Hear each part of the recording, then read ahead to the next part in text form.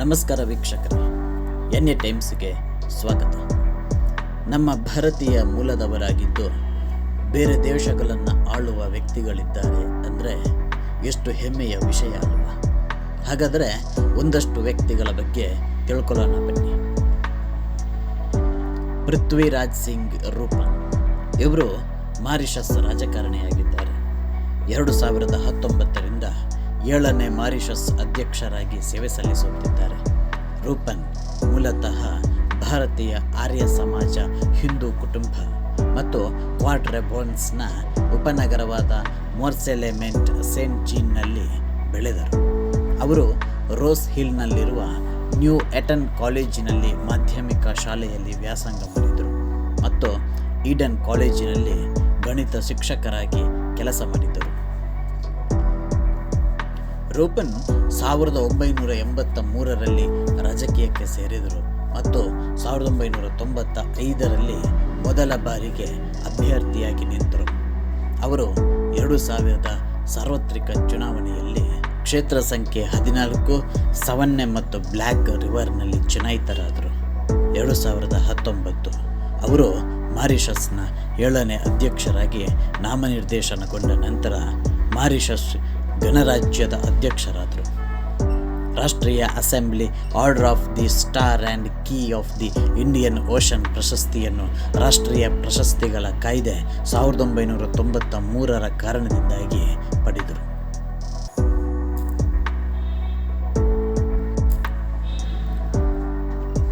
ರಿಷಿ ಸುನಕ್ 12 ಮೇ 1980ರಲ್ಲಿ ಜನಿಸಿದ ಇವರು ಈಗ ಒಬ್ಬ ಬ್ರಿಟಿಷ್ ರಾಜಕಾರಣಿ.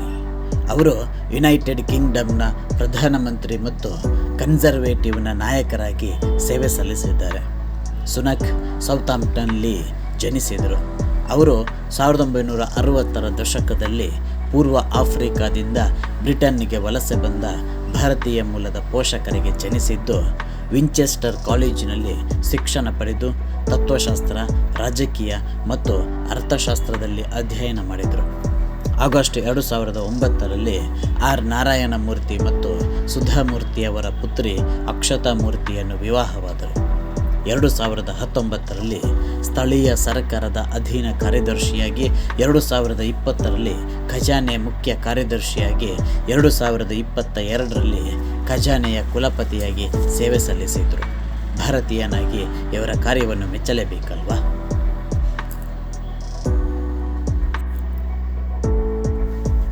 ವೇವೆಲ್ ರಾಮ್ ಕಲಾವನ್ ಇವರು 15 ಮಾರ್ಚ್ 1959ರಲ್ಲಿ ಜನಿಸಿದ್ದು ಒಬ್ಬ ಸೆಷೆಲೋಯಿಸ್ ರಾಜಕಾರಣಿ ಮತ್ತು Anglican ಪಾದ್ರಿ.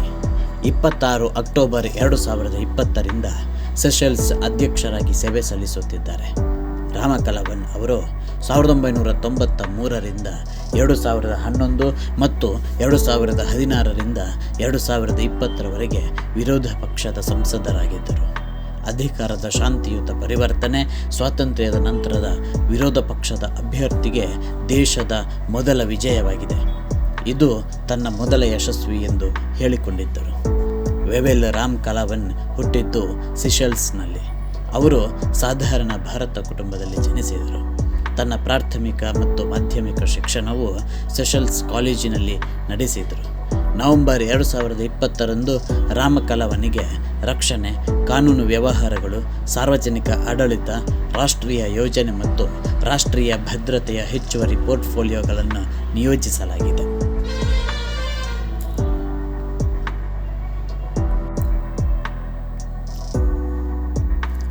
Halima Yakub 23 August 1954ರಂದು ಸಿಂಗಾಪುರದ queen ಸ್ಟ್ರೀಟ್ನಲ್ಲಿ ತಮ್ಮ ಕುಟುಂಬದ ಮನೆಯಲ್ಲಿ ಜನಿಸಿದರು. ಇವರ ತಂದೆ ಭಾರತೀಯ ಮುಸ್ಲಿಂ. ಇವರು ಸಿಂಗಾಪುರದ ಮಾಜಿ ರಾಜಕಾರಣಿ ಮತ್ತು 2017ರಿಂದ 2023ರವರೆಗೆ ಸಿಂಗಾಪುರದ 8ನೇ ಅಧ್ಯಕ್ಷರಾಗಿ ಸೇವೆ ಸಲ್ಲಿಸಿದ ವಕೀಲರು. ಅವರ ಅಧ್ಯಕ್ಷರಾಗುವ ಮೊದಲು ಅವರು ಸ್ಪೀಕರ್ ಆಗಿ ಸೇವೆ ಸಲ್ಲಿಸಿದರು. ಅವರು ಸಿಂಗಾಪುರದ ಇತಿಹಾಸದಲ್ಲಿ ಮೊದಲ ಮಹಿಳಾ ಸ್ಪೀಕರ್ ಮತ್ತು ಅಧ್ಯಕ್ಷರು.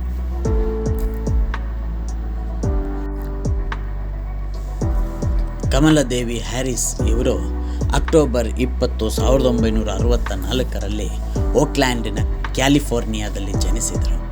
ಇವರ ತಾಯಿ ಭಾರತೀಯ ಮೂಲದ Shyamala Gopalan.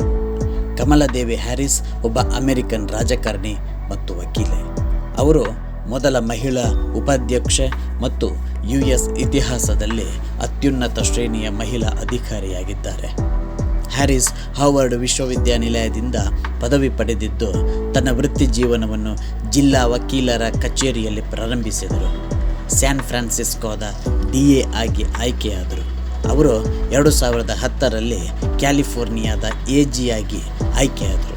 2014ರಲ್ಲಿ ಮರುಚುನಾಯಿತರಾದರು. Harris 2017ರಿಂದ 2021ರವರೆಗೆ ಕ್ಯಾಲಿಫೋರ್ನಿಯಾದಿಂದ junior US senator ಆಗಿ ಸೇವೆ ಸಲ್ಲಿಸಿದ್ದಾರೆ.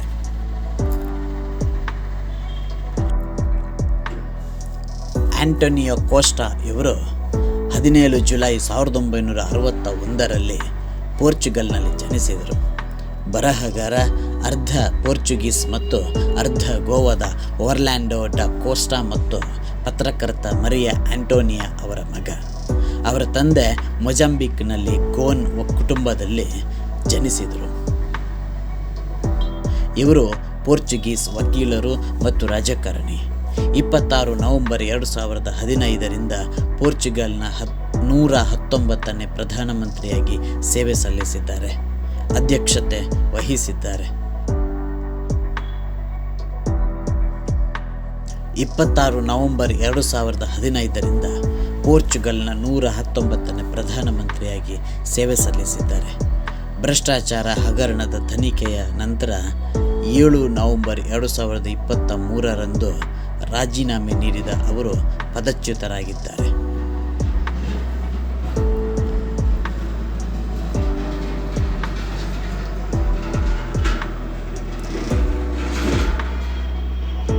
ಚಂದ್ರಿಕಾ ಪ್ರಸಾದ್ ಸಂತೋಖಿ ಇವರು